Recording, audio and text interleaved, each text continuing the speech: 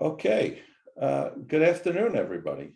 Uh, Before beginning the program, I just want to note that my comments, either now or throughout the panel, are my own, solely my own, and don't reflect the views of anyone associated with TechFreedom, or at least don't necessarily reflect the views of anyone associated with TechFreedom or the participants of this panel. Uh, I used to say that when I was at the FTC, and I just got in the habit of doing it. Anyway, today's program, which asks whether the acquisition activity of 5 large technology companies is so extensive and so problematic that it merits special merger rules, is the same question that then FTC Chairman Simons asked the Office of Policy Planning to consider while he was chairman.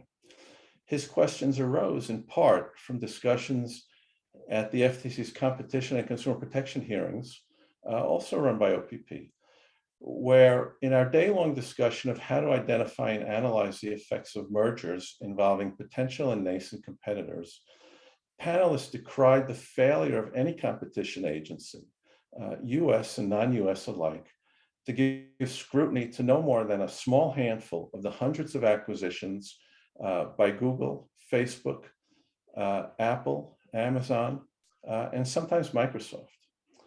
Just a side note and a thank you to Stephanie Wilkinson and Elizabeth Jex of OPP for developing that hearing. So in follow-up to Chairman Simon's question, 2 years ago, almost to the day, OPP initiated a broad and deep study of the acquisitions consummated by these 5 firms, but not reported to the federal antitrust agencies under the pre-merger notification requirements of the HSR Act. Now, a month later, we were all working from home, but I was hopeful that during Chairman Simon's tenure, we would be able to answer his question or questions with evidence from the documents of the companies, evidence from our review of the acquisition activity in its totality, just considering each transaction individually, and evidence from public information and general acquisition activity economy-wide, and through consideration or reconsideration of the analytical framework for evaluating the effects, and I plural, effects of acquisition on innovation. Now, I was too optimistic as regards timing, but by the time Chairman Simons and I left the commission, I believe the Office of Policy Planning had made significant headway into answering these questions and in summarizing the basic characteristics of the transactions under review.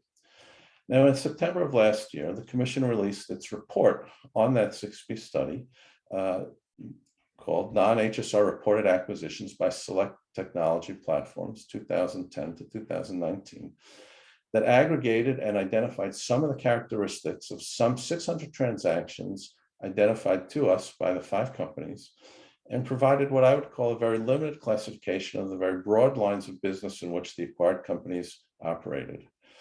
But a look at the 6B issued to the companies suggests that the Commission failed to report on the full learning possible from a response to the detailed specifications in the 6B issued to the 5 companies. And a careful reader of the report will notice that OPP had access to several public but proprietary databases, perhaps sufficient to put into fuller context the acquisition activity of the 5 firms subject to the 6B request. This is important because, of course, now both the Commission and the Congress are considering, special reporting and special substantive rules for the evaluation of acquisitions by these 5 companies and potentially a few more. But in short, from my perspective, the report released in September is best characterized as an interim report, summarizing activity, but incomplete as to any analysis of the transaction's potential competitive effect, rationale for any of the transactions or set of transactions, and failing to make any recommendations either as to merger notification requirements or substantive analysis. And I believe such recommendations were possible, given the information we requested or OPP requested from the companies. And I have no doubt that the staff of OPP was and is capable of making recommendations and conclusions in both areas. I saw their work on this study as well as many other projects over 3 years. So I'm comfortable in that assertion. And they did wonderful work on the 6B, a small team of attorneys and one economist who's here today, looking at over 600 transactions and even more if you count non-control acquisitions. And as you may have heard, a significant percentage of OPP staff is or has participated in substantive merger review this past year, along with staff in or formerly in the Office of International Affairs and the Bureau of Consumer Protection.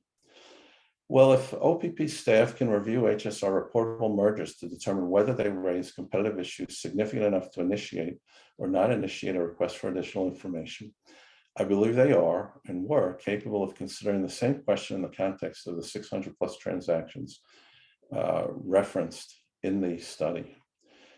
Now, the Washington Post says that democracy dies in darkness.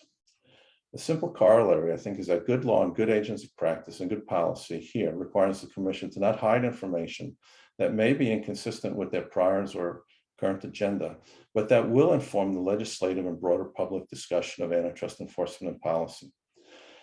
So given the failure of the report, which I place on the Commission leadership and not OPP, to answer most any of the questions posed by Chairman Simons, I'm excited for today's panel, which I think will provide additional context and content to help answer or at least consider a few of the questions Chairman Simons posed to OPP, but which to my mind, OPP was not allowed to answer under the post-Simons leadership.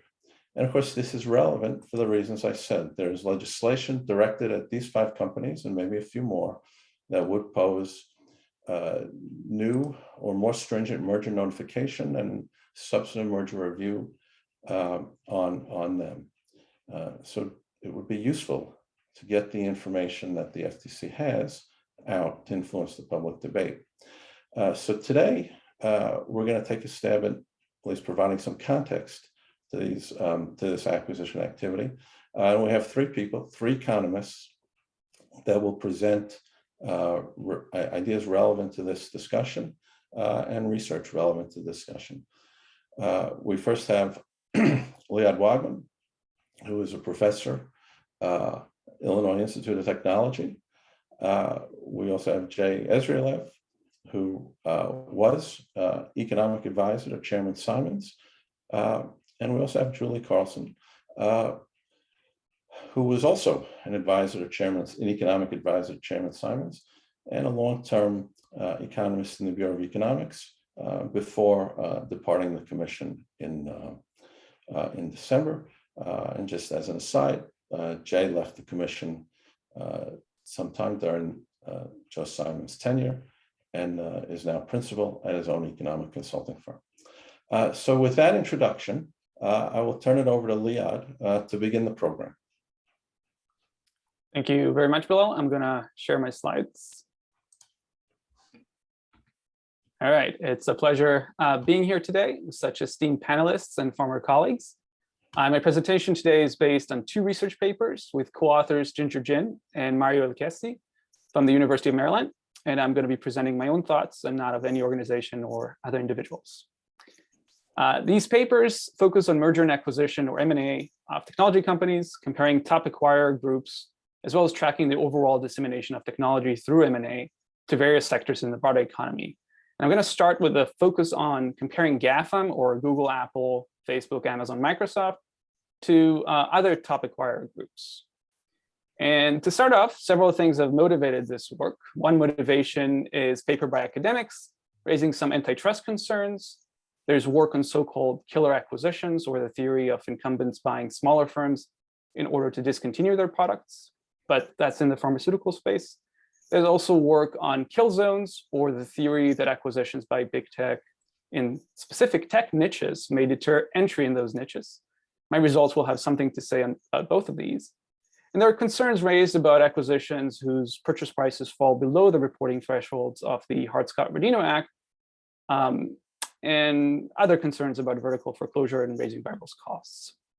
Now, these concerns have been bouncing around in policy circles, including at the FTC most recently, motivating the 6B study that Bilal referenced, but also around the world. It's worth mentioning that the FTC study focused only on the 5 GAFAM firms and did not do any comparative analysis between that group and the rest of the market. In my opinion, that's a huge gap that I'm trying to fill in with these papers and presentation. At the same time, the FTC study contributes to the discussion by showcasing the distribution of acquisition prices of unreported acquisitions by GAFAM, which heavily skews towards small acquisitions at or below $25 million. Now, there's also economic literature on the other side that argues that incumbent acquisitions of startups can be pro-competitive through synergies in commercializing innovations, fostering investment, and they can also substitute for in-house R&D or research and development, especially when market dynamics, including short-term shareholder interests, may make it more challenging to foster innovation within the incumbent, particularly when the objective is to use innovation to expand outside of the incumbent's core business area. So these existing literatures, along with policymaker concerns, raise a number of questions that have yet to be answered empirically. And the analysis in these 2 papers is made possible thanks to a technology taxonomy made available by S&P, which categorizes tech companies into business verticals. I'll talk more about that in a little bit. So the research questions I'm going to tackle are the following. First, compared to other top acquirers, are large platform firms like GAFAM unique in the pace, number, and concentration of technology mergers? Do GAFAM firms have a unique dynamic pattern of tech acquisitions? And is GAFAM acquiring in a particular area followed by fewer non-GAFAM M&As in that area? And over time, do we observe less competition between acquirers in the areas that involve GAFAM? And overall, what motivates firms to acquire tech companies in the first place? So the taxonomy that S&P has offers a hierarchical structure, sort of like an upside-down tree, similar to NAICS codes, but much more specific and granular as far as the areas of information, communication, and energy technologies. The tree structure enables an analysis of mergers and acquisitions of adjacent technology areas. This is basically, if you look at this tree, it's the same level 1 as the acquirer. The target has the same level 1 as the acquirer, say mobility in this case, but it has a different level 2. And it also enables us to look at expansion into new areas or new level 1s where the firm was not initially operating. The data period I will focus on is 2010 through the end of 2020. This is a sample period that's 1 year longer than the FTC study. The data set focuses on majority control acquisitions of tech companies, but the acquirers can be non-tech as well. It includes about 42,000 transactions and about 15,000 unique acquirers. So this is just to give you a sense of the top groups that are considered. Aside from GAFAM, I consider a number of other acquirers. One is a group called Top 25 Tech. It includes the top 25 companies that appear in the Forbes 2019 ranking of the top 100 digital companies. And it excludes GAFAM. The second group, or Top 25 PE, includes the 25 largest private equity firms ranked by Private Equity International in December 2020. And the third group, referred to as Top 25 S&P, includes another 25 firms that have the highest number of acquisitions in the S&P data set, but don't overlap with any of the other groups. So given these different groups, it's possible to look at various summary statistics. First, the top groups and GAFAM together account for only 14% of the transactions, the acquisitions of technology companies. GAFAM does acquire more business to consumer or B2C targets, which perhaps helps get it more attention in the media. GAFAM does acquire younger targets, but when the age is normalized, according to the average age of targets in a particular category in the S&P taxonomy, it is not too far from the top 25 tech, the average age for GAFAM acquisitions. This could suggest that the innovation motivation of acquisition to bring in external ideas into incumbents is common among the top 30 tech firms. And as I'll show later, it is actually common in the information sector more broadly. Now, It's also important to note that acquiring a target at a younger age does not necessarily imply an anti-competitive motive or anti-competitive outcome. This also pertains to the FTC study. For instance, in the killer acquisition theory, for a target to be a threat to an incumbent, it must have introduced an offering that has significant overlap with the incumbent's business. However, as I will soon show, most of GAFAM's acquisitions tend to fall outside their core areas, at least based on the S&P taxonomy. So overall, GAFAM acquires the most on a per firm basis, although these totals are for the 11-year period, and they obscure the trends regarding the pace of acquisitions. So here's what the trends actually show. GAFAM as a group, if you focus on the red curves in both figures, at least in the first figure, they're pretty low in totals, but that's maybe to be expected because there are only 5 of them compared to 25 in the other groups. Although we do see a decreasing trend in the second half of the decade. On a per firm basis, on the right-hand side figure, we see that GAFAM is actually being overtaken by top 25 PE and top 25 S&P, both of which have upward trends in contrast to GAFAM. Okay, so this is what the trends show in terms of overall acquisitions by group and per firm acquisition on average per group member. Now, GAFAM's focus on business to consumer targets decreased overall over the time period, although it is still somewhat higher than other groups.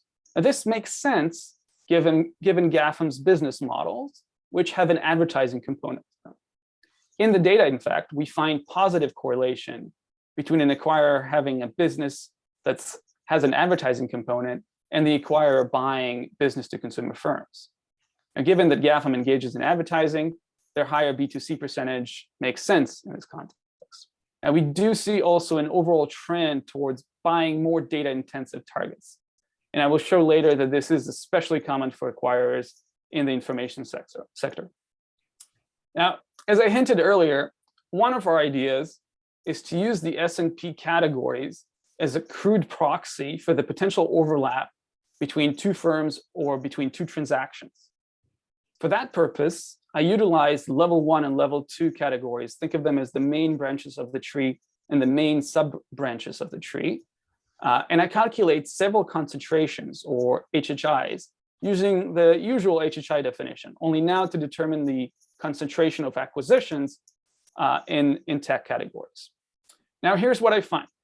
GAFAM's acquisitions are actually significantly less concentrated across categories, and its gap to any other group, in fact, increases if we move from level 1 to level 2. If we look at these means, they actually increase in terms of relative gap between GAFAM and the other groups. This suggests that GAFAM spreads its acquisitions not only across the main branches, the main level ones, but also within each main branch. In other words, in each major branch of the taxonomy tree, acquisitions are further spread out for GAFAM across smaller sub-branches in comparison to the other top groups. Now, to further study this bottom panel in the slide zooms into the top 5 level 1 categories where GAFAM completed the highest number of acquisitions between 2010 and 2020. This panel shows the HHI across level 2s within those main branches of the taxonomy tree. Now, as you can see, GAFAM acquisitions are still less concentrated than any of the other top groups, even within each of its 5 top acquisition areas, except for infrastructure management, where GAFAM's HHI is similar to that of top 25 S&P. This analysis suggests that GAFAM may desire to expand beyond their core businesses. Now, this could be pro-competitive if it represents GAFAM's entry into new areas of competition, or it could be anti-competitive if they end up scaring away other entrants, as described in the kill zone theory. Now, I'll be able to say something more about that using this data, so I'm going to dig into this a little bit further. So bear with me a little bit. To dig further into this, first, let's consider an acquisition as adjacent if the target company belongs to the same main branch as the acquirer, but to a different level 2 category, to a different sub-branch. And let's say they're the same in the same kind of area of the taxonomy, the same category, if they belong to the same level two, to the same sub-branch. And let's call them unrelated if they're on completely different branches. Okay. Now, taking a static approach to looking at where targets fall relative to their acquirers, we find that GAFAM is the group that acquires the least in the same category and the most in the unrelated category, suggesting that GAFAM tends to reach categories away from their core areas when they acquire. Top 25 tech, on the other hand, invests the most in adjacent acquisitions. So their expansion is more concentrated around their core business areas, around their main branches. Now, we might argue that GAFAM is entering new areas as they acquire. So this is why I took a dynamic approach as well, where there's a new category called same new that refers to categories in areas where a group previously acquired. Okay. And same original is the same as same in the static approach. Notice now that GAFAM has the lowest percentage in same original, but the highest percentage in same new and adjacent. This suggests that on average, GAFAM firms achieve a widespread category coverage by first acquiring targets outside their core areas, then in adjacent categories, and then expanding around them. Other top acquirers instead tend to keep acquiring more targets in their original core businesses. GAFAM has the lowest percentage in same original and the highest in adjacent and same new. These observations are confirmed in regression analysis, basically tackling the same kind of thing. The results indicate that GAFAM acquisitions are most likely to be in either adjacent or new categories outside their core business areas. And that seems to be counter to the killer acquisition theory, at least as far as GAFAM is concerned in tech. Now, if we want to consider the pace of competition within categories over time, we can look at the concentration of the top groups in the categories and the concentration of GAFAM firms in categories. This figure depicts competition between GAFAM and other top acquirer groups, as well as within GAFAM. First, the red curve on the top represents overlaps between top groups with GAFAM. The blue line represents overlap within GAFAM. These are overlaps across level 2 categories or sub-branches in the taxonomy tree. To the extent that these are not killer acquisitions, we see that more and more top acquirers are competing against GAFAM and each other, and more GAFAM firms are also competing against each other over time. So competition is increasing not only among the top acquirer groups in GAFAM, but also within GAFAM. So to sum up so far, these findings cast some doubt on GAFAM's acquisitions being killer acquisitions and demonstrate a rise in competition, both within GAFAM and across GAFAM and other top acquirer groups. Now, our data also makes it possible to shed some light on the so-called kill zone theory, which I'm going to show next. So the idea here is to check the effects of GAFAM's entry through acquisition into a sub-branch or level 2 category on acquisitions by other firms that are new to that category and might consider acquiring in them. A category is said to be treated if GAFAM made at least one acquisition in that category on or before a given year. A firm is said to be a new acquirer into a category if it did not acquire in that category before. So a question this is aiming to address is an acquisition by GAFAM in a specific level 2, a sub-branch in the taxonomy, is it deterring other new acquirers from also acquiring in that category? Right? The kill zone theory could be argued to predict that it would. Now, to do this kind of analysis, as you might imagine, there is a lot of staggered events. GAFAM might acquire a company in a category in 2012 and acquire another company in a different category in 2015. So there's a staggered nature of events in this setting. So this makes it a little bit challenging from an econometric perspective, but it is possible to do. There is some state-of-the-art differences design from Callaway and Santana that allows researchers to identify the average treatment effects on the treated, in this case, the categories in which GAFAM entered through M&A. Now, in our case, we're interpreting this ATT, or average treatment effect on the treated, as correlation. All right. And we control for various things. So for instance, we exclude categories in which GAFAM had already been active in 2010. We control for the intensity of GAFAM's entry into that category. And I'll talk a little bit more about that shortly. Overall, competitive theory, anti-competitive theories would suggest there is a negative effect on GAFAM acquiring in a category. In other words, this ATT should be negative. Now, here's what we find. The ATT is actually positive on various methods for examining the treatment versus control categories. So this presents two methods, and in both methods, the ATT ends up being positive. And I'll show other methods. So in fact, this looks at the effects over time. So this is by length of exposure for category to acquisition by GAFAM. In short, we find no evidence of these anti-competitive theories holding in practice here. We find, in fact, that there is no evidence of any negative correlation. The correlation is actually positive and significant at the 95% level. In other words, we find positive correlation between an initial acquisition by GAFAM in a category, sub-branch of the category of the taxonomy tree, and the number of other firms making a first acquisition subsequently in that same category. Now, these results extend when the effect is broken down over time by length of exposure here, length of exposure to the initial GAFAM acquisition in the category. They also extend when we remove acquisitions by private equities from the sample, because presumably private equities are buying companies to ultimately divest them. So everything continues to hold when private equity acquisitions are excluded.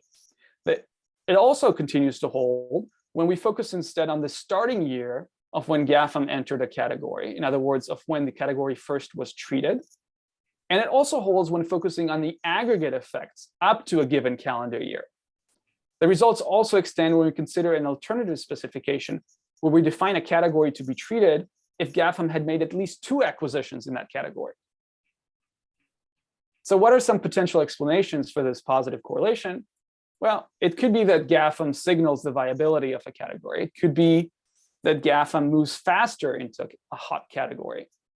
Or it could be that GAFAM helps make that category attractive. Right? There could be various explanations, but either way, these results seem inconsistent with antitrust theories such as kill zones. So obviously, as with any empirical work, there are limitations, and I'm going to name just a few here. They're more detailed in the paper. For instance, we focus on majority control acquisitions with this data set and not on minority investments. We consider categories which may not be the same as relevant antitrust markets. So it's important to keep in mind that these S&P taxonomy categories are not necessarily relevant markets. We don't account for internal R&D or organic R&D that might rise internally at the firm, at the acquirer firm. Also, this analysis leaves a number of open questions, 2 of which are the following. In the broader economy, do only firms in certain sectors acquire tech companies? And what drives firms to buy tech companies in the first place? This leads me to the second paper, where we look at the broader picture. We consider these questions, and we kind of zoom out to the broader economy. And the analysis now utilizes data on all publicly listed US firms, whether they acquire tech companies or not. Now, we see now that acquirers from a number of different sectors participate in tech M&A, although firms from the information sector are particularly engaged. And the number of acquisitions in the information sector far exceeds GAFAM's acquisitions. This is how the different sectors are grouped together. They're grouped according to 2-digit NAICS codes based on who acquires tech companies. And you can see that acquirers come from all facets of the economy, whether it's real estate, educational services, utilities, retail, transportation and warehousing, and so on. From all across the spectrum of the economy, we have tech acquirers. Okay. Now, it is illuminating that firms from all sectors and also from across the spectrum of tech intensities, both traditional firms and high-tech firms, and also whatever's in between, acquire tech companies. Everybody is acquiring tech companies. Not everybody, but from all sectors and from all spectrum, from across the spectrum of tech intensities. Tech M&A seems to be widespread across the economy. Okay. Now these tech classifications, the traditional tech leaning and high tech, came from Refinitiv, another data set that was utilized. It's quite illuminating to see that tech M&A is widespread. Now, even in the aggregate, we observe that tech M&A is used as a means to grow outside a firm's core business area, not too dissimilar from GAFAM's strategy. So many of the acquisitions fall in unrelated, which in many cases is to be expected because a lot of the acquirers are non-tech. The target age is generally lower for acquirers in the information sector. Again, this suggests that GAFAM acquiring younger targets is common for the type of targets that companies in the information sector tend to acquire.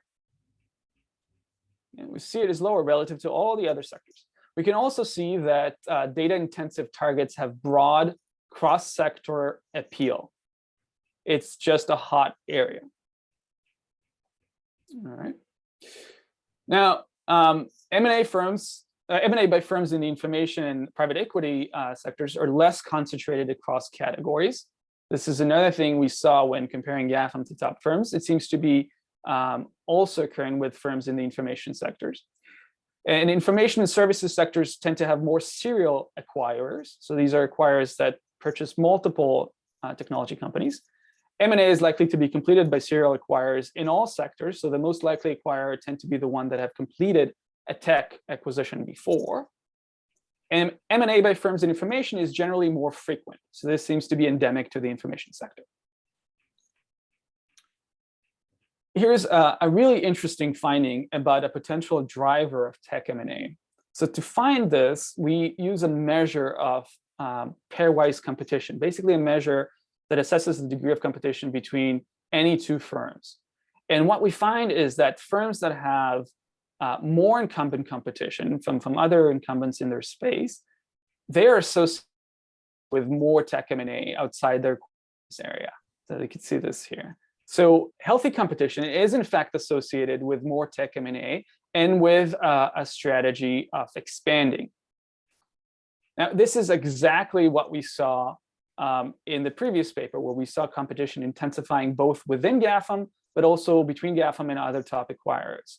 And here we see, when we look at the broader universe of potential acquirers, all publicly listed US firms, that healthy competition is in fact a potential driver of more tech M&A. At the very least, it's associated or correlated with more tech M&A. Here's another potential driver. Tech M&A is good for market value. So in this analysis, we look at two separate measures of what tech M&A does. One is the number of tech acquisitions, and another is whether there is a tech acquisition at all. Both of them give positive and significant coefficients. In other words, tech acquirers, based on the second measure, are likely to exhibit valuation increases. And firms that complete a higher number of tech M&As are also associated with higher valuation increases based on the first measure. So tech M&A tends to be good for business.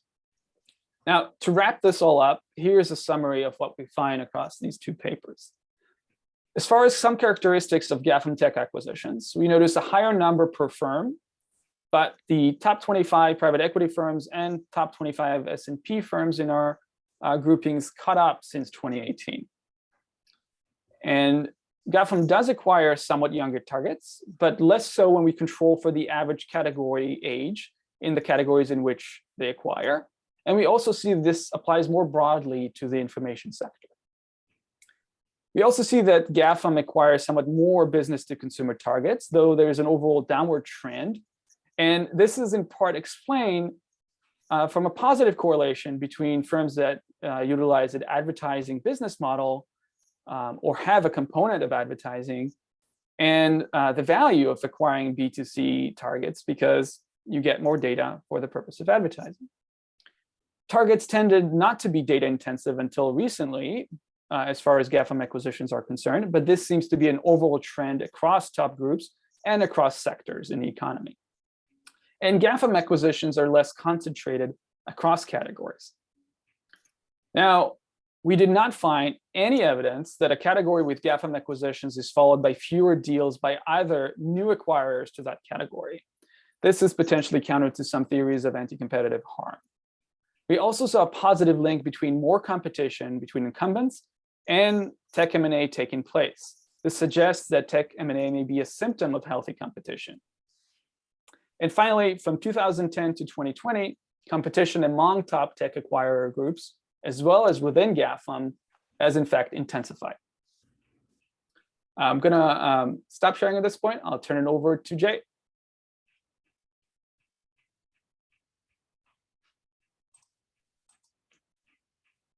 Yes, thank you. I'm gonna.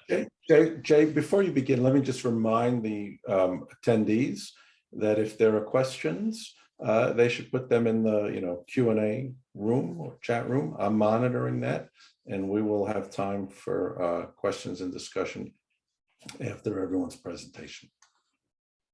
All right, so let me share my slides. I don't have as many slides as Liad, but hopefully I will be able to tell you something about this area as well, a different perspective, different context. Also, kudos to Liad and his colleagues for great contribution and very insightful work. Hopefully we'll have a chance to discuss it a little bit later. And also thank you to Bilal for putting this great program together. I think this is a very important topic. So I would like to begin to talk about why some people see GAFAM acquisitions as a big antitrust problem. And I think when I say GAFAM, it's clear what I mean. The GAFAM firms. These days, much of the conversation in antitrust is about what we should do about big tech. Of course, when people talk about big tech, they're talking about GAFAM. These firms are singled out in particular. And while critics acknowledge that big tech firms generated tremendous value for our economy and has improved our lives in many, many ways, they nonetheless see big tech as presenting a big antitrust problem. Critics argue that that antitrust has been too lax on big tech firms and that antitrust needs to get a lot tougher on big tech. What critics see as a major problem with big tech is that these firms are have gotten very large and very profitable in their respective areas. GAFAM firms have very high market caps. Apple's market cap is close to 3 trillion. It's quite large. Meta's market cap is a bit lower these days. It's trending around the apparently critical 600 billion market cap mark. So maybe this is sort of one way to get enforcers off your back is to lose a whole bunch of market cap. Probably not. So critics argue that GAFAM firms are protected by high entry barriers or big moat in the form of scale economies and network effects. And so according to the critics, network effects enable GAFAM to preserve their market power and continue earning these tremendously high profits. And critics also argue that big tech protects itself through conduct, protects itself from competition through conduct by being gatekeepers of critical applications and through self-preferencing. Well, the critics level all these problems. What's the solution? There are a number of proposals out there to curb conduct that is directly targeted at GAFAM firms. So we'll talk a little bit about that. And then the other solution that critics contend will help the problem is Schumpeterian competition.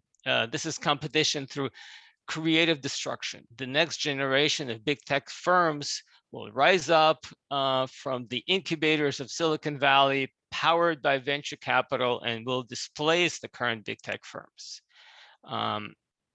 These firms will become the next Apples and Microsoft, bringing disruptive innovation in the process. So which firms will be the next Alphabet or Amazon? Such creative destruction will be ruinous for GAFAM and other big firms, but it will, in a way, restore competition. Maybe not restore competition, but bring more innovation along the way. It's dynamic competition, which is good. So, but critics contend that big tech found an ingenious solution to this problem. Nip these upstarts in the bud. Take them out, take out the nascent threat before it's too late. And then critics point to hundreds of acquisitions by GAFAM in 2010s and before. Most of these acquisitions were not HSR reportable. So the argument goes that big tech neutralized nascent threats under the radar without enforcement agencies even noticing what's going on. So this is just a way to maintain for big tech firms to maintain their monopolies. All right, So in a recent article, Tommaso Valletti, the former chief competition economist of the European Commission, mentions two numbers, 1,000 and 0. 1,000 is the number of GAFAM acquisitions over the past 20 years, and 0 is the number of GAFAM acquisitions blocked by antitrust enforcers. So these large number of GAFAM acquisitions have been used by critics as Exhibit A for need of reform. Many of recent proposals have focused on GAFAM acquisitions in particular, for example, the recent House reports, and antitrust that focused on acquisitions of nascent competitors by big tech firms. But do the numbers tell the whole story? Or, as I argue, these numbers are actually somewhat misleading. So, it's important to say, of course, what matters is not how many acquisitions took place, but how many were anti-competitive. Tommaso Valletti and other critics do not provide empirical evidence of competitive harm of any of these acquisitions. And this really demonstrates the problem with the current debate on GAFAM acquisitions. It is largely theoretical. Critics argue that GAFAM acquisitions could be anti-competitive in theory. GAFAM firms may be taking out nascent threats before enforcers have a chance to review these deals. But there's really no evidence to suggest that GAFAM acquisitions systematically took out nascent threats or insulated themselves from competition through anti-competitive acquisitions. This discussion is missing critical context and empirical evidence of competitive harm. Critics argue that Facebook's acquisitions of Instagram and WhatsApp represent prime examples of big tech taking out a nascent threat. But even there, it's not at all clear that Instagram and WhatsApp were nascent threats or that their acquisitions harmed competition. And these two examples are kind of an odd poster child for the kind of acquisitions that present the problem. These acquisitions were investigated and cleared by the FTC.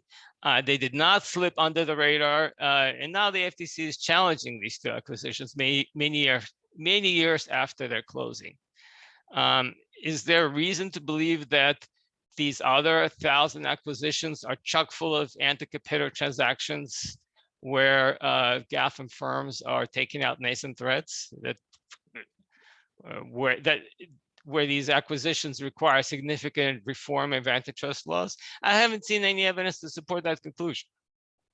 But there's actually some more recent empirical evidence that provides a little bit more context and color on GAFAM acquisitions.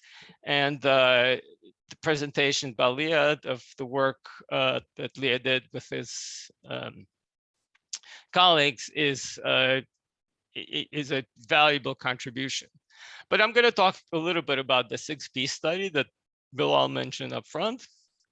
I understand that it didn't deliver all that it could, and that it's maybe incomplete, but I'm going to say some good things about it. It did provide some interesting context that I think should inform the debate. So the 6B study examined GAFAM acquisitions between 2010 and 2019. These are here. Let's take a look at the. And the study focused on non-HSR reportable GAFAM acquisitions. It identifies 616 non-HSR reportable GAFAM acquisitions between 2010 and 2019, and this excludes hiring events and patent acquisitions and acquisitions with transaction value under $1 million, of which there are a number. And of these 616, about 10% were minority share acquisitions. But still, that's a lot of acquisitions. But if you look closely at the transaction size of these acquisitions, the vast majority are quite small.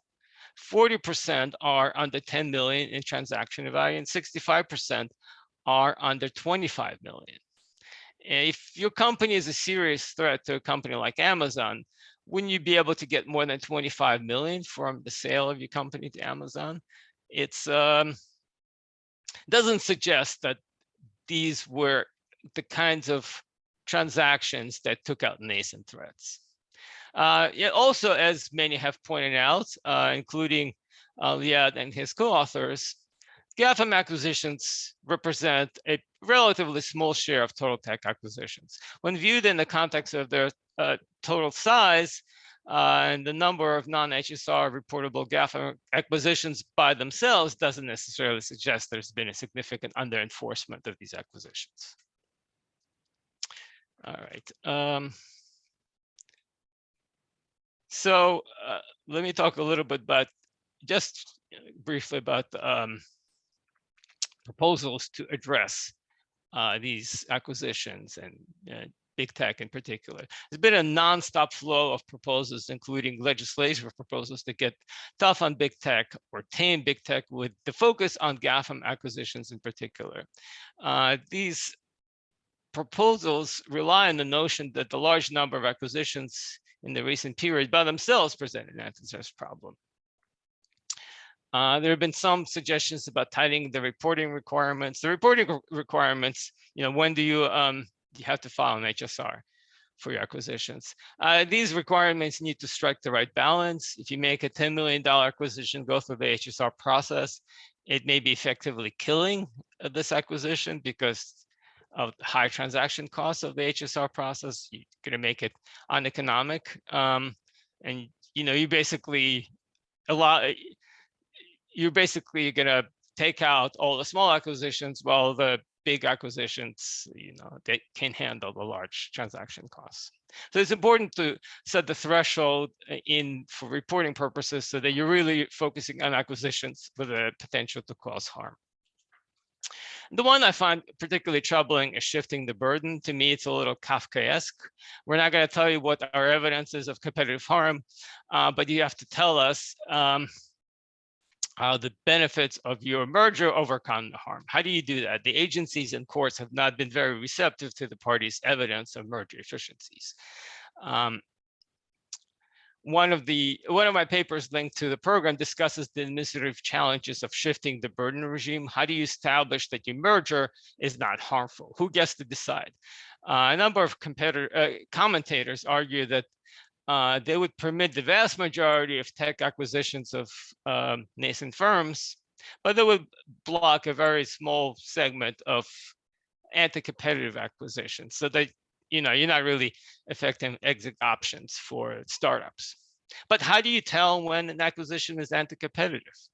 Determining when an acquisition is going to be harmful is really hard when you don't have empirical evidence of actual harm from these acquisitions. As a practical matter, the shifting the burden regime is likely to deter a significant share of acquisitions, including pro-competitive acquisitions. I mean, many commentators have talked about harm from eliminating exit options for startups and depressing venture capital funding, but there's also harm from deterring pro-competitive acquisitions, which generate value by themselves, which may happen under some of the proposals targeting GAFAM acquisitions. So that is not to say the nascent competitor acquisitions are always pro-competitive. The question is, how do you deter problematic acquisitions while allowing pro-competitive acquisitions to go forward? I have an article that is just out in CPI Chronicle, where I argue there are two principal theories for nascent competitor acquisitions, two principal theories of harm. One is loss of future competition effects, which is a price effect, and the other one is an innovation effect. I argue that for nascent competitor acquisitions, we should focus on innovation effects for two reasons. One is it's particularly impactful, and it can target acquisitions such as killer acquisitions where they acquire by the nascent competitor just to shut down its innovation. And then innovation effects may actually be more practical in many of these cases. So it's important to focus on actually determining when acquisitions are going to harm innovation, but how do you do that? Let me change the slide. So how does one distinguish between nascent competitor acquisitions that harm innovation from those that spur innovation? In the paper that is attached to the program, I propose an economic framework for analyzing innovation effects of nascent competitor acquisitions. The economic framework identifies 9 factors that determine innovation effects of nascent competitor acquisitions. Analysts can apply these factors as a screening device, but also to determine the net effect on innovation. These factors are replacement, nascent market size, synergies, appropriability, nascent market competition, entrenchment, incumbent innovation competition, merger incentives, and entry incentives. So I don't have time to talk about all of them. Some of them are actually in the current horizontal merger guidelines. Hopefully, the innovation section survives the guidelines rewrite. Let me just mention a couple of things very quickly about these 9 factors. The replacement effect is sort of the core dynamic competition effect. An incumbent firm is buying a nascent competitor, and the nascent competitor is developing an innovation that poses a sort of existential threat to the incumbent's business by replacing the incumbent's, current sources of profit. That is a factor that may actually harm competition, harm innovation. Nascent market size suggests that, well, if the nascent acquisition that you're acquiring as an incumbent firm is profitable enough, you may actually want to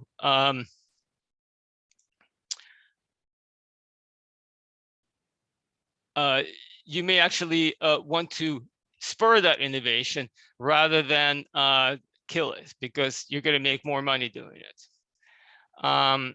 Synergies is a very important source of benefits, innovation benefits in nascent competitor acquisitions.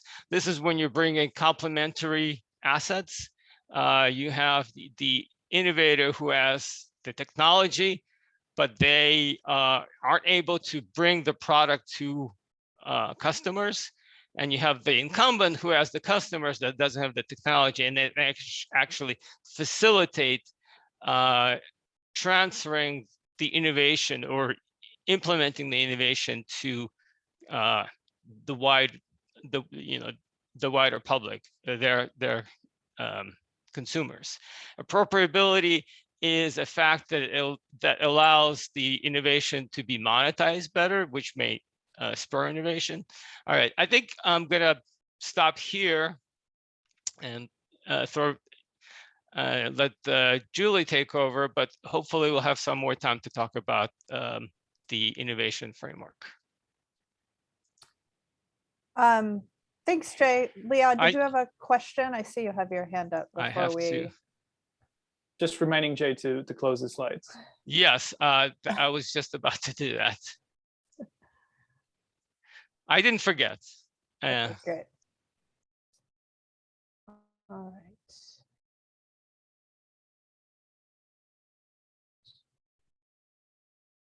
All right, well, first off, let me start by saying thank you to Bilal and TechFreedom for inviting me to be on the panel today. And I have the luxury of going last, so I can comment on everything that other folks have already said. It's been a really great start to the panel. So Bilal has posed the question that I suppose originally came from Joe Simons, and that is, do the GAFAM acquisitions require special rules? I'm just have a short presentation today. And so just as a quick overview, I will say no, GAFAM acquisitions do not require special merger rules. I want to talk about how acquisition is an important exit strategy for startups and how that relates to innovation. We've seen some evidence about GAFAM acquisitions through the work that Liad presents, and I would argue that the evidence of so-called killer acquisitions is pretty limited in this space. And then at the end, I just want to talk about the current legislative proposals around acquisitions by the GAFAM companies. So I love that Jay said that the debate on this issue has largely been theoretical, because that's what I want to start with. I want to start with the theory of acquisitions and innovation. And I'm not sure that folks are really looking at this actually. So you hear a lot in the policy discourse that these GAFAM acquisitions are going to reduce innovation and are going to harm the startup ecosystem. And I think, at least from a theoretical perspective, and I think also as Liad has demonstrated from just the actual evidence, that this really isn't the case. And so I want to make this distinction that I think is getting lost in the conversation a bit, and Jay highlighted it a little bit there on his last slide, is this distinction between radical and incremental innovation. So Luis Cabral has this really nice paper with a really great title, Standing on the Shoulders of Dwarfs, and where he shows that actually having the option to be acquired increases incremental innovation. And so I think it's worth just taking a minute to describe the difference between these two types of innovation. So when we're talking about radical innovation, this is the kind of innovation that Jay was referring to with his replacement effect, right? This is the kind of innovation that displaces an incumbent. And so what I think is a really powerful demonstration of that right now is Amazon's innovation in retailing. Right. So Amazon, despite what everybody might think, has not yet displaced Walmart as the leading retailer in the United States, but it's getting pretty close. Right. And so Amazon has introduced an entirely new way of retailing that threatens the incumbency position of Walmart as a leading retailer. That's different from incremental innovation, which builds on prior innovation. Right. So when Waze introduced crowdsourcing of traffic information into a navigation app, right, Google Maps already existed, right? Waze did not invent the navigation space, right? And so this builds on prior innovations. And so what Cabral shows is that for incremental innovations, it's actually more profitable for the innovator to be acquired than to compete head to head with the incumbent, because it's not this kind of radical innovation that's going to displace the incumbent. And so if you shut down that exit strategy for venture-backed startups, you're really shutting down a key source of incentives for innovation. And if you talk to folks in the startup community, they will tell you that these acquisitions actually promote this virtuous cycle of innovation where the venture capitalists back the startups cash out through acquisition, the venture capitalists then have those funds available to invest into the next generation of startups. And so if you stop, prevent those acquisitions from taking place, it's actually going to make things worse for these incremental type of innovations, which is a lot of innovation in the technology space. I'll talk about that in a minute. And really sort of put an end to this virtuous cycle. I want to take head on this killer acquisitions paper, because I think it's a really clever title and introduced this into sort of our lexicon of talking about acquisitions. And I think people have adopted it without really carefully looking at what this paper is about. And so the very first thing I think is important to note is that this is a study of acquisitions in pharma, right? This is not a study of acquisitions in tech. And I think if we can't agree on anything else, I think we can agree that probably pharma and tech are two very different industries. And so how they define a killer acquisition is when an acquirer with a substitute drug, right, is when an acquirer of a substitute drug ceases development of the acquired drug, right? So this is really about radical innovation. This is that replacement effect that Jay was referring to, right? So this is, I think, if we're thinking about antitrust enforcement, right, this is exactly the kind of thing as that antitrust enforcers should be looking for, right? That these are an incumbent firm is acquiring a startup, a competitor, a nascent competitor, a new entrant that has a product that is going to be a substitute for the incumbent's product that's going to displace the incumbent, right? So pharma is definitely a space where we have this kind of radical innovation, this kind of disruptive innovation.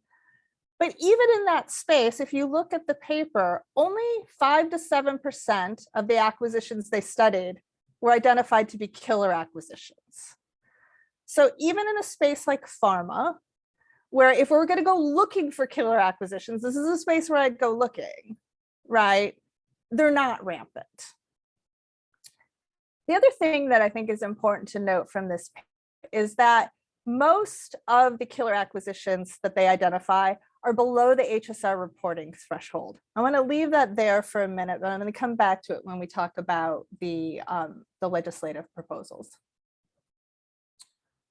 Okay, so right away, I want to say that the analysis of the pharma acquisitions is not applicable to GAFAM acquisitions, all right? As I think Liad's research with his co-authors show, is that many of these technology innovations are incremental. They're not radical innovations. A number of years ago, Roberto Galasso and Mark Shankerman published this paper about what happens when to patent citations when a patent is invalidated. And they sort of look at it by different technology groups, right? And in that paper, they show that when a pharma patent is invalidated, there is no change in follow-on citations. That is, there's no incremental innovation. It's not having access now to this idea that was in this pharma patent does not spur additional innovation, right? Whereas in sectors that you would think of as being linked to sort of GAFAM or big tech, electronics and communications, there's this huge increase in citations when a patent is invalidated, right? So there's a big jump in follow-on innovation, right? So if a lot of the innovation in this technology space is incremental, then we shouldn't expect to even see killer acquisitions, right? So you can't have killer acquisitions without this threat of displacement. And if most of the innovation that's taking place is more of an incremental nature, this is not the space I'd be looking for killer acquisitions. Let me talk about the legislative proposals. There's two bills, one in the House and the Senate. I'm mostly going to focus on the Senate bill, but they're largely very similar. So the bills include this covered platform designation, which sets out criteria to be a covered platform. Jay hinted at some of them, the 600 billion market capitalization number. These criteria are very narrowly tailored to capture the GAFAM firms, but then excludes other large firms like Walmart, for example. And what did the bills actually say? So a covered platform has to show that it's not acquiring a direct, nascent, or potential competitor, enhancing a market position, or it's enhancing its ability to maintain a market position. Now, you do get a get out of jail free card if your value of your acquisition is below $50 million. Okay. So the Senate bill is hugely problematic. One, I think it's going to be ineffective, but that doesn't mean we shouldn't care about it because it has a great potential to cause harm, even though it's not going to reach the problem it's purporting to address. So I want to go back to the FTC study that both Bilal and Jay mentioned. And if you look at the numbers carefully in that study, among just the non-reportable acquisitions, because the FTC study did capture some acquisitions that were above the HSR threshold. So if you focus just on the ones that weren't reportable, that were below the HSR threshold, 93% of the non-reportable GAFAM acquisitions were valued at less than $50 million, right? So 93% of the non-reportable acquisitions by the GAFAM firms will not be captured by the Senate bill. Take that along with, if you read the killer acquisitions paper, most of the killer acquisitions were bunched below the HSR reporting threshold. So this bill has been designed in a way that it's actually not going to capture at all the problem it's purporting to address. However, the bill is still hugely problematic. And this is largely because of the burden shifting that Jay alluded to in his remarks. The burden shifting requirements act effectively as a per se ban on all GAFAM acquisitions, right? Because you have to provide clear and convincing evidence that you're not acquiring a nascent competitor. Nowhere in the bill is it defined what a nascent competitor means. So it seems very unlikely to me that any company is going to be able to overcome that burden. And so as a result, consumers are going to be denied the benefits of pro-competitive synergies that come from these transactions. Say what you will about Facebook's acquisition of Instagram, but believe you me, Facebook has a better ability to target ads through that acquisition than they did beforehand. So that means consumers are going to see more relevant ads, and advertisers are going to be more effective, which means that their advertising campaigns are going to be less costly, which means the products we buy from those firms should cost less. This is a benefit to consumers. And we're also going to be eliminating a vital source of funding for startup innovation. We're going to break this virtuous cycle for startups. So bottom line, both the theory and the evidence suggest that GAFAM is not engaged in killer acquisitions. I think the proposed legislation is likely to be ineffective, but that doesn't mean it's not harmful. I think it's going to be harmful to both competition and innovation. If Congress wants to do something here, I think we should keep in place the current rule of reason approach that applies to merger review. And maybe they should consider lowering the HSR threshold, since if we're going to go looking for killer acquisitions, that's the space that we should expect to find them in. Thanks. All right, so thank you all. We have, we sort of reserved time until about 3:30 or even later for both discussion and questions. For folks in the, attending, I'd ask them to, put any questions in the Q&A chat room. But there is a question in there that I think Liad would like to respond to. And I also have a few questions I'd like to put to the panelists. So why don't we let Liad take the question, maybe Sure. discuss it with the panelists, and then I'll raise some other questions if nothing else comes in. Sure. There was a question from John at Scalia Law, interested in the group's thoughts about structurally separating AWS and Amazon. Is superior bargaining power something to account for in GAFAM acquisitions? Seems like this idea is coming through in a lot of legislative proposals.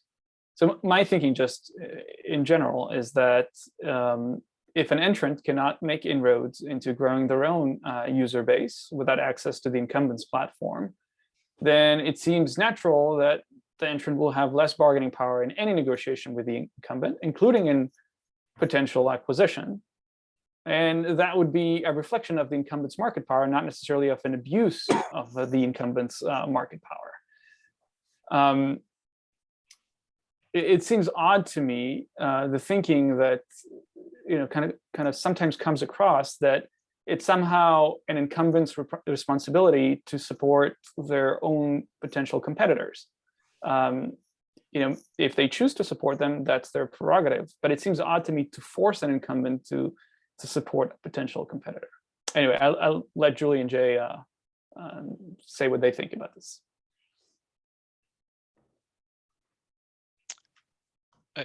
Julie, you want to go first?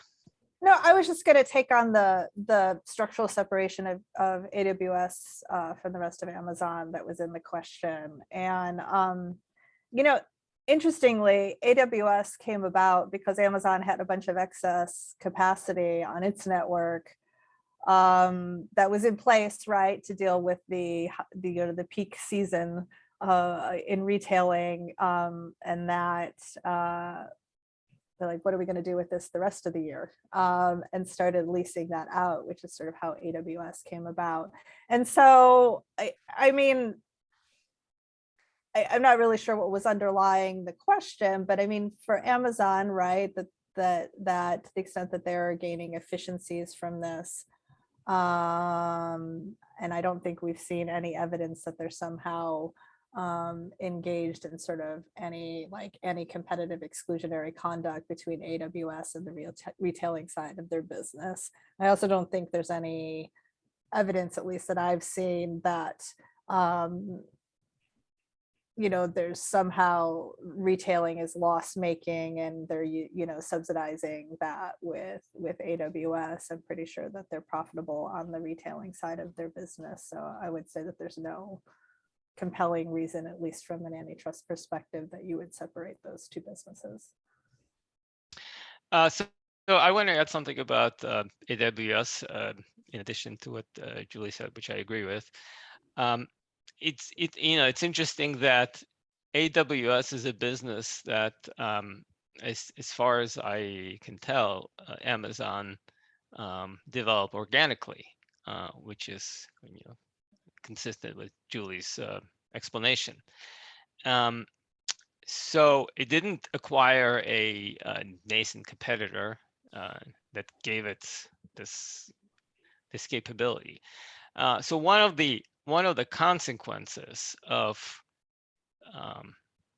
making acquisitions of competitors in adjoining areas more difficult or prohibiting them is that instead of acquiring nascent competitors, big tech platforms, big tech firms could just build their own capability, which is fine, but it does make it harder for nascent startups. It's going to make it harder for nascent startups to develop their own products. And sometimes developing products organically in-house may be the less efficient way to go. Maybe companies outside of the big tech firm are better at building certain products. But by making these acquisitions more difficult, you're sort of almost forcing, in some ways, to have big tech firms develop their own capabilities, vertically integrate organically, which may not necessarily be a superior outcome for competition. So the other thing is, we're talking about vertical integration, bringing in complementary assets, AWS and Amazon's retail platform.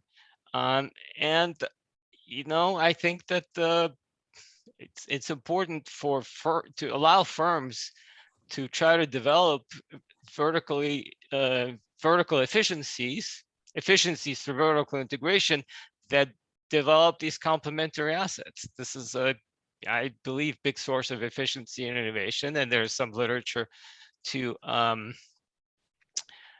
support that. And structural separation, prohibiting self-preferencing, I think sort of ignores the huge benefit of vertical integration in our economy. And vertical integration, the benefits of vertical integrations are everywhere. I think that AWS and Amazon is just one example, but it's just, these examples are present everywhere. And structural separation, while not clear what problem it's going to solve, I think it's going to create some harm. Jay, and well, everyone, let me ask a question that I sort of took from the presentation, and I think lines up with the merger guidelines request for information. For a long time, I think we've the doctrine of potential competition, seems to focus on what might appear to be horizontal competition or future horizontal competition from firms that look a bit like horizontal competitors even before entering. I mean, I think that's true if you look at the cases. But most everything we've heard today suggests that new competition, is likely to be, from sort of an adjacent, new competition in the tech space is likely to come from a firm operating in sort of an adjacent market, and maybe more like a product extension merger. All of us were at the commission when the commission and the Department of Justice were thinking about what should go in the vertical merger guidelines. There is a reference to potential competition in the vertical merger guidelines, focused on, I think, foreclosure or limiting entry. But where do you think, or do you think, the vertical merger guidelines can be improved to potentially better address what at least some of Liad's evidence suggests, which is, this is really an adjacent transaction, or a transaction with an adjacent firm that's likely to be or potentially be a competitive threat, right? All right, I can take a first shot at this one. So I think that's sort of one of my questions about Liad's and co-authors' research is,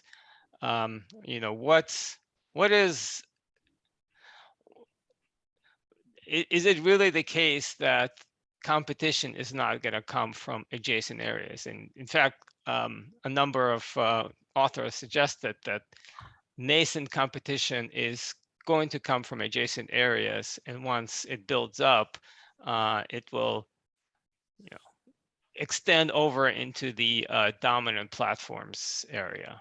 That's potential growth. I'm not sure if there is a lot of empirical support for that, but that's at least the argument.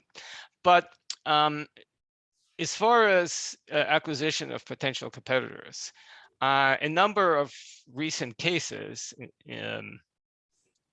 including Illumina Grail and NVIDIA ARM that the FTC brought, are actually vertical potential acquisition cases. So it is the types of cases that agencies are able to bring, and as we saw recently, NVIDIA ARM just dropped their deal. So I think that the guidelines, the vertical merger guidelines, at least the version that was rescinded by the FTC, did talk about potential competition in vertical context, and these kinds of cases can be brought under the theories articulated in the guidelines. I'm not sure what more the guidelines can say. The only thing I would say about these cases is that they're very difficult. I mean, you have two really difficult issues: vertical mergers, vertical effects, very difficult to complicated to analyze, and innovation, also very difficult to analyze. You bring those together, I don't know how you could, predict effects, but hopefully this is something, the courts will have something to say about these theories of harm, and we'll learn more about sort of where antitrust policies headed in this direction. All right, that's all I have. So I might sort of take issue with almost the premise of your question, Bilal. So, Okay. one of one of the things that I think was striking in the research that Liad presented was that the research showed that more competition led to more M&A activity. And if you look at, I know there's a lot of controversy around like what is the right market structure for innovation. And I think either of the two extremes probably aren't the right market structures, as then we're left talking about what's happening in the middle. But if you go and look at Agyan's inverted U paper, which gets much discussed on this topic, one of the things that is in that paper is that companies might engage in more innovation in order to escape competition, right? So Liad doesn't show that companies are doing more innovation to escape competition, but they're potentially doing more M&A to escape competition. Why are they doing that M&A? Well, one theory that gets talked a lot about is this killer acquisitions, kill zone stuff, which I think is probably wrong, right? But this could be a way for these companies to outsource innovation. And so that actually this more competition leading to more M&A is really about more innovation, and not about some sort of competition issue, potential competition that we need to worry about with respect to vertical mergers. So thinking about it more in terms of sort of the dynamic aspect of competition as opposed to just focusing on a static framework. I would add that the question that Jay raised is an empirical question that can perhaps be studied if startups or entrants indeed pivot into other areas over time. Then presumably their business descriptions in the databases like Refinitiv, Crunchbase, PitchBook, and so on would change over time as well as they're moving into these new areas. That is actually something I'm interested in, and I've started to, along with my co-authors, take a look at. Data is a little bit difficult to come by because you require historical data in this case to see what the business descriptions were in the past. But I do have some of that data, so it's possible to look at. Let me ask a related question. It's both related to the discussion and one of the questions in the chat room. What about cross-subsidization, right? Is that, or should it be sort of a theory of harm in a transaction? And what I'm sort of getting at is, maybe this is a stylized comment, larger companies can buy smaller companies and support their development, support their continued operation. That seems like a positive to me, right? But we have heard concerns that some of these larger companies and some of these larger platforms are able to, absorb losses, let's say, engage in predatory conduct and engage in losses sort of in one area of the business because they have, I'll use other people's terms, some sort of dominance or monopoly power in another market. So should this be sort of a theory of harm that the guidelines ought to consider, right? From my perspective, keeping a division, keeping a subsidiary, keeping a newly acquired target in business or operating is pro-competitive. But how do you? But people are concerned about it, I think. So how do we identify that conduct that might be anti-competitive, that acquisition that might be anti-competitive, or that future behavior after an acquisition that might be anti-competitive, where the acquired firm engages, cross-subsidizes predatory conduct, allegedly predatory conduct by a sister entity in it. So this is something that I guess some people refer to as predatory innovation, which is something that I don't find predatory conduct, predatory pricing is a very sort of hard thing to show and establish harm, and predatory innovation, when you're actually bringing a new product to market, it's hard for me to imagine how is something that is harming consumers. That's something that's harmful to competition. I mean, maybe competitors don't like it, but if you're bringing a new product and you're subsidizing its development, I don't know if I can see a coherent theory of anti-competitive harm in that scenario. Maybe there is. To me, it's more evidence of innovation and efficiencies.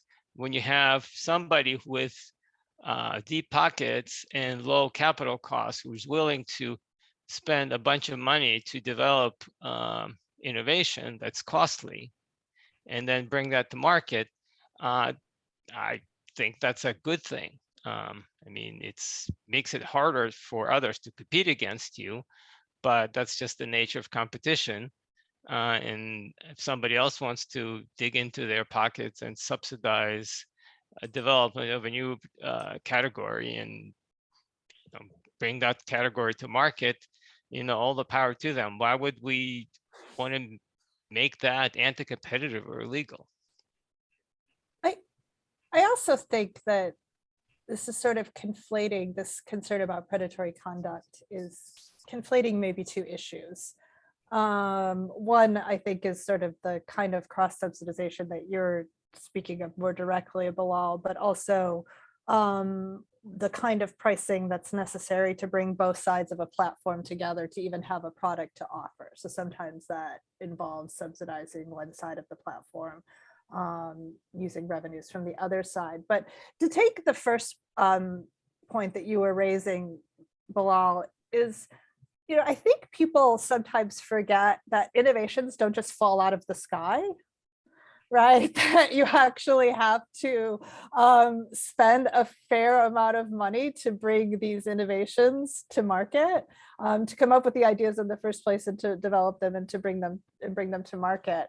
And no one's paying you for that at the time that you're doing it, right? So, if you're sort of looking at it at a moment in time, right? It does look like, oh, you're engaging in this predatory behavior where you're earning revenues over here, but that's subsidizing, or more correctly, paying for the innovation that you're doing someplace else in the business. And I think that maybe people lose sight of that. I will add that often it's about taking advantage of network effects and doing so optimally. Sometimes you need to subsidize a side of the platform in order to grow it when you already have, at least at the margin, relatively good mass on the other side. I will add to this, it raises another question of, is fostering a reputation for being a tough competitor an anti-competitive practice, right? There are many examples of this. For instance, Uber allegedly lured drivers away from Lyft early on as those two companies took off. And more recently, Stripe, a payment company, has been alleged to deter investors from investing in its rival Bolt and even launching a competing service.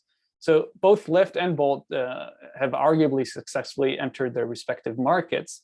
So where their competitors' practices illegal when they were just being really tough competitors. And I guess kind of broader than this is just having a reputation for being a tough competitor, an anti-competitive practice. Well, we're slightly beyond 3:30. We are losing people, but we do have a good mass of people there. Let me just ask if anyone attending has any questions that we can put to the panel. If not, I'll give everyone, a few minutes to make a short, closing, summing up remarks, and then we'll end. So I don't see any additional Q&As. Maybe we'll just go in the same order. If everyone wants to make summary or closing comments, start with Liad and take 2 minutes, and we'll finish up in 6-7 minutes. Sure. Maybe I can just say real quick that I think antitrust policies are about preserving and protecting competition. Competition has many benefits to consumers, and that's why we like it. So when it comes to alleging that some conduct is anti-competitive, we need empirical evidence and antitrust analysis to back that up. And taking lessons from one market and applying them to another is often misleading and may not hold. So just to wrap up empirical work in this area, there's nowadays more and more data. So researchers have the ability to take advantage of that data, to study it to the extent possible, and get some answers. Okay. Jay? Yes, thank you. Thank you for putting together this great program. I hope everybody learned a lot. I certainly did. I want to second what Liad said about the importance of doing more empirical work. This goes in general for antitrust policy, but in particular, this very important area, acquisitions of startups, acquisitions of nascent firms. I think that it's very important to keep in mind that policy changes in antitrust law can, while it could be great, can also cause a lot of harm to innovation, a lot of harm to growth. And it's very important that our changes in antitrust law and policy be informed by actual empirical research. And I'll say this one more time, it's also important that we focus on the issue of innovation, which is critical to growth, our economic well-being, and policies that actually harm innovation can have some really, I think, harmful consequences. Thank you. Okay. I'll echo Jay. Thanks, Bilal, for pulling us together today. This has been a great discussion. I would say the following. It seems to me as a matter of policy, a very bad idea to target firms for more aggressive enforcement just based on their size or the industry in which they operate. So if you think that there is actual killer acquisitions going on, I have every confidence that the FTC and the DOJ can appropriately evaluate those acquisitions and come to an appropriate conclusion about what's going to happen with those acquisitions if they have the opportunity to review them. So I think a lot of the evidence, both in Liad's research, in the FTC study, points to these being small acquisitions to the extent that killer acquisitions are taking place at all. And so I think a more prudent course is to look at HSR reporting thresholds instead of targeting firms just based on their size. So, well, I'll thank everyone, and I'm going to make one or two comments. First, Julie, one of the things I had hoped would come out of the 6B study was additional thought, not so much on lowering the Hart-Scott thresholds, but thinking about the exemptions that are in either the HSR Act or the HSR rules, right?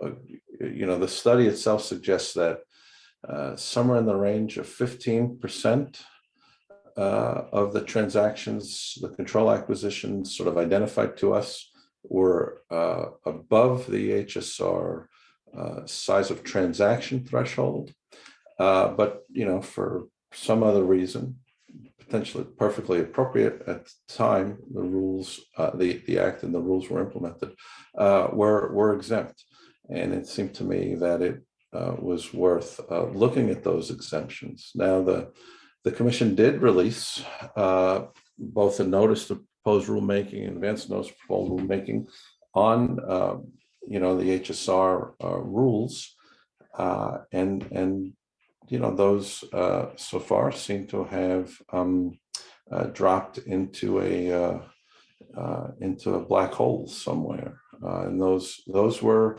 particularly with respect to the ANPRM, a lot of thought was given into what exemptions were still appropriate, and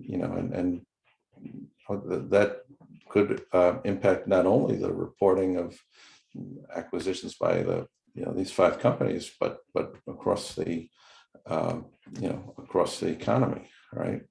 And there was a strange, there was a limit in the HSR Act that treated retail and manufacturing firms differently in terms of size of the acquired person. And that, I think that is a real problem as we look at the acquisition of small firms that are not manufacturing firms, but that may, maybe on a rapid growth path. Acquisitions of those firms are sometimes not reportable, and that's strictly something in the HSR Act.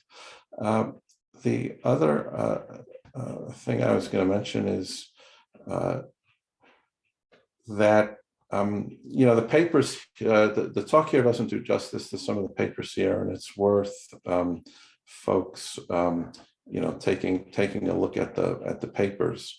But Liad's work especially sort of looked at used public data. The killer acquisition paper by Florian and his co-authors uses publicly available data. One thing I think worth considering is having the FTC or DOJ replicate that work and sort of identify these 5 to 7% of those transactions that were killer acquisitions, and figure out what, if anything, could be done either now to address that, or put in place some screens to identify them using public data at the time those acquisitions are occurring, right? I mean, I just mentioned that I spoke to Florian and when I was at OPP and said, hey, why don't you tell us who these where these killer acquisitions were, and there were some limitations on their ability share data with us. And so, we couldn't do that. But it seemed to me that the FTC, which is heavily focused on healthcare and pharma, could, if we are convinced by that paper that there is a problem, it probably is worth trying to replicate it and actually identify the acquisitions that were problematic. So I'll stop there. I'll thank everybody. And just remind everyone, this has been recorded. It will be on the website. The slides will be accessible on the website. And of course, the papers are already linked to on the website. So I'll thank everybody, and I hope this was a useful program. So Thanks very much. Thanks, everyone. Thank you.